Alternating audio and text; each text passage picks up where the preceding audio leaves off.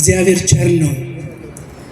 በፖለቲካው ምክንያት ተዘግቶ የነበረ በር በአንድ በኩል በሰሞን እንደሰማችሁት ጽዮን አክሱም ጽዮን ወገኖቻችን ሂደው ያንን የተዘጋውን በር ከፍተው ሄዱ አይደለም?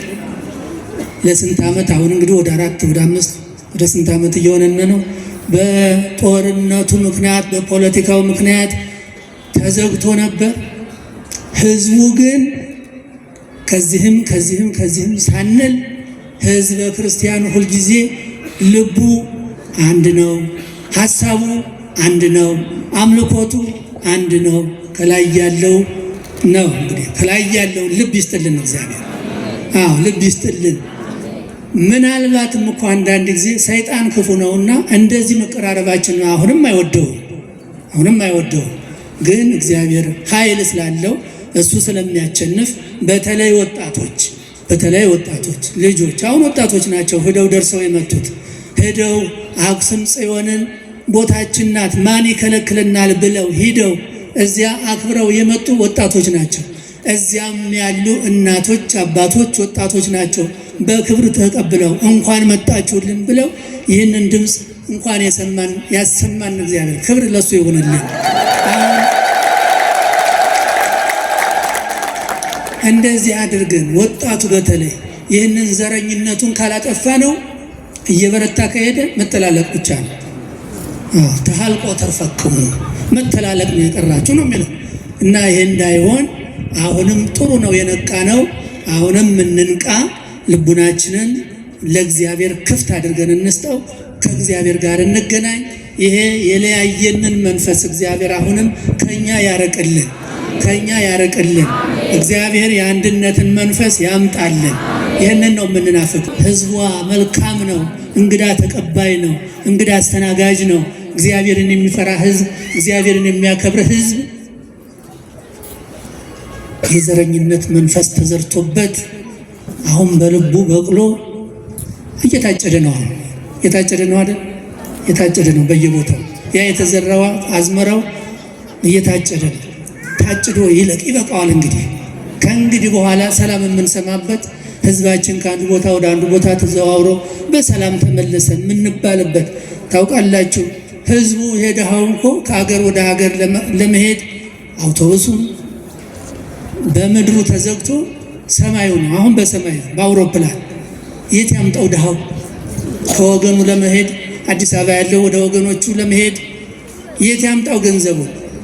ዓመት ሙሉ የደከመበትን ገንዘብ እናቷን አይታ ለመምጣት ያቺ ቤት ሰራተኛዋ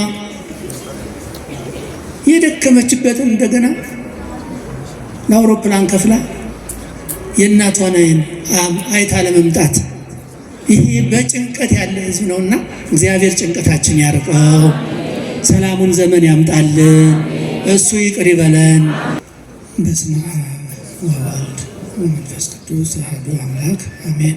እንደምን አደራችሁ? እንደምን አረፈዳችሁ? እንደምን አላችሁ? እንኳን አደረሳችሁ።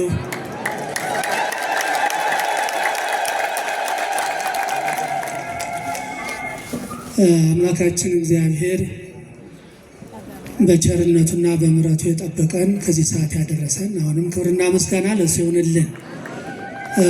እንደተነገረው ይበቃል፣ እልልታው ይበቃል፣ ግድ የለም እልል ስንል ቆይተናል። ሰዓቷንም ለማሳጠር የእግዚአብሔር ቃል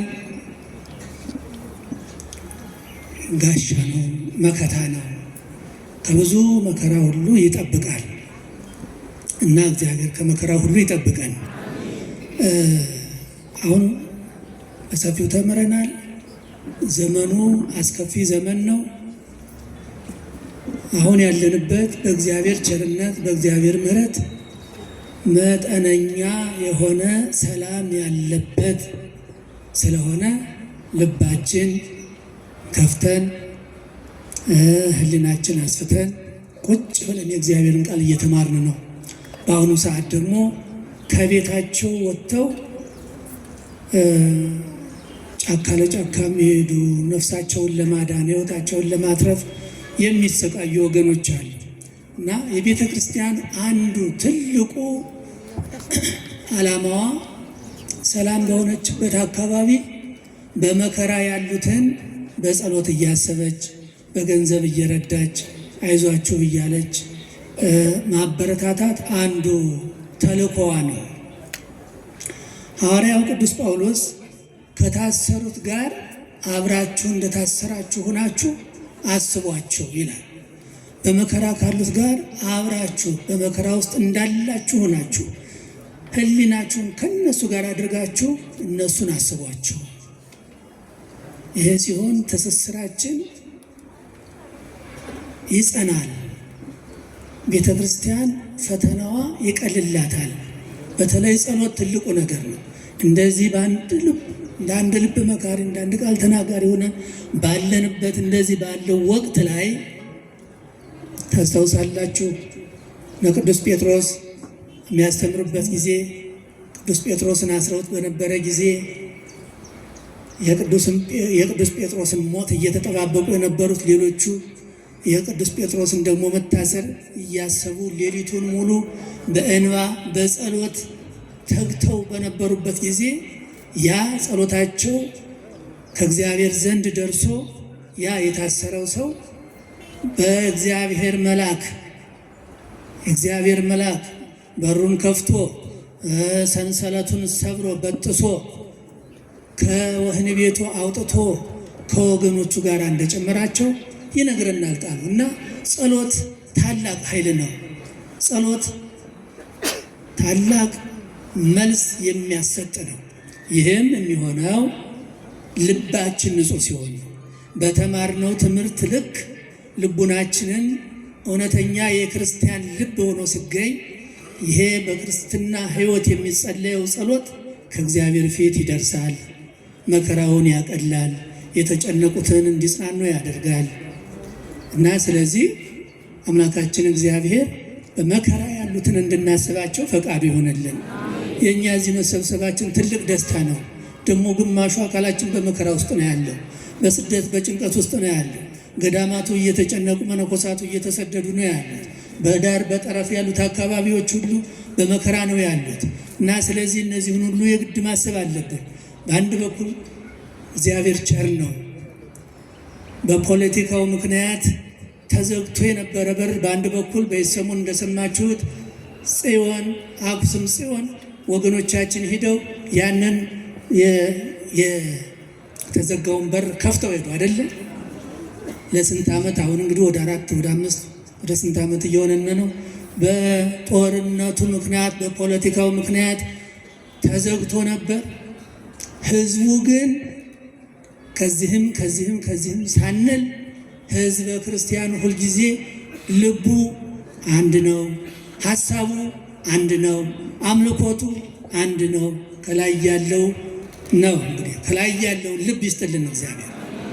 ልብ ይስጥልን።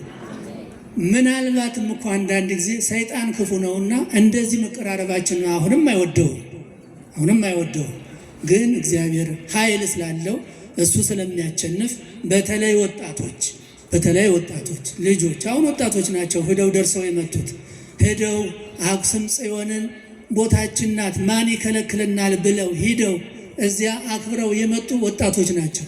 እዚያም ያሉ እናቶች፣ አባቶች፣ ወጣቶች ናቸው በክብር ተቀብለው እንኳን መጣችሁልን ብለው ይህንን ድምፅ እንኳን ያሰማን እግዚአብሔር ክብር ለሱ ይሁንልን።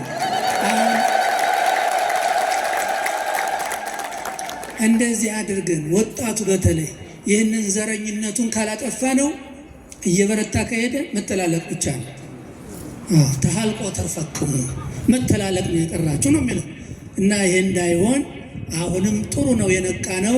አሁንም እንንቃ፣ ልቡናችንን ለእግዚአብሔር ክፍት አድርገን እንስጠው፣ ከእግዚአብሔር ጋር እንገናኝ። ይሄ የለያየንን መንፈስ እግዚአብሔር አሁንም ከኛ ያረቅልን። እግዚአብሔር የአንድነትን መንፈስ ያምጣልን። ይህንን ነው የምንናፍቀው። ቤተ ክርስቲያን የምትናፍቀው ሀገራችን በሰላም ሀገራችን በክብር እንድትቆይልን እንድትኖርልን እንናፍቃለን። ደግሞ ከዚህ ቀደም እንደነበረው ታሪክ ሊሆን ነው አይደል? አሁን ታሪክ ሊሆን ነው። ከአስመራ ተነስቶ ወደ ሐረር ሄዶ ነግዶ ከምስራቁ ከምዕራቡ ሄዶ የት መጣ ሳይባል ወጥቶ ወርዶ ነግዶ አገሩን ጠብቆ የኖረ ህዝብ ነው እና ይሄ እንዲመጣ ነው። አሁን ክልል ተከላለን አንዱ ወደ አንዱ እንዳይሄድ አንዱ ከአንዱ እንዳይገባ የሚደረገው ይሄ የክፉ መንፈስ ሐሳብ ነውና በእውነት ሰዎችን ልቡናቸውን መልሱ። እንድንሰራበት እኮ ነው እግዚአብሔር የፈቀደልን ሀገር፣ እግዚአብሔር የሰጠን ሀገር፣ የተባረከች ሀገር፣ አየሯ ተስማሚ የሆነ ሀገር፣ ዓመት እስከ ዓመት አንድ አይነት ልብስ ለብሰን የምንኖርባት ሀገር። እችን የመሰለች ሀገር አይገኝም። ከ20 ዓመት በውጭ ሀገር ቆይቻለሁ። የክረምቱ ልብስ ሌላ ነው፣ የበጋው ልብስ ሌላ ነው። ሙቀቱ ከባድ ነው፣ ኃይለኛ ነው። ብርዱ መከራ ነው። ከውጭ እንደዚህ አይሞከርም። እንደዚህ ቁሞ የእግዚአብሔርን ቃል መስማት አይታሰብም። በበጋውም በክረምቱም በቅዝቃዜውም በሙቀቱም እንደዚህ አይታሰብም። ኢትዮጵያ ግን አየሯ መልካም፣ ውሃዋ መልካም፣ ህዝቧም መልካም ነበረ። ህዝቧም መልካም ነበረ። ግን እግዚአብሔር ይመልሰው። እሱ ህዝቧ መልካም ነው፣ እንግዳ ተቀባይ ነው፣ እንግዳ አስተናጋጅ ነው። እግዚአብሔርን የሚፈራ ህዝብ፣ እግዚአብሔርን የሚያከብር ህዝብ የዘረኝነት መንፈስ ተዘርቶበት አሁን በልቡ በቅሎ እየታጨደ ነው። አሁን እየታጨደ ነው አይደል? እየታጨደ ነው በየቦታው። ያ የተዘራው አዝመራው እየታጨደ ነው። ታጭዶ ይለቅ ይበቃዋል። ከእንግዲህ በኋላ ሰላም የምንሰማበት ህዝባችን ከአንዱ ቦታ ወደ አንዱ ቦታ ተዘዋውሮ በሰላም ተመለሰን የምንባልበት። ታውቃላችሁ ህዝቡ የደሃው እኮ ከሀገር ወደ ሀገር ለመሄድ አውቶቡሱ በምድሩ ተዘግቶ ሰማዩ ነው። አሁን በሰማይ በአውሮፕላን የት ያምጣው ደሃው? ከወገኑ ለመሄድ አዲስ አበባ ያለው ወደ ወገኖቹ ለመሄድ የት ያምጣው ገንዘቡን?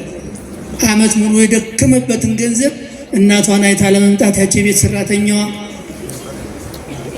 የደከመችበትን እንደገና ለአውሮፕላን ከፍላ የእናቷን አይታ ለመምጣት ይሄ በጭንቀት ያለ ህዝብ ነውና እግዚአብሔር ጭንቀታችን ያርቀው፣ ሰላሙን ዘመን ያምጣልን፣ እሱ ይቅር ይበለን።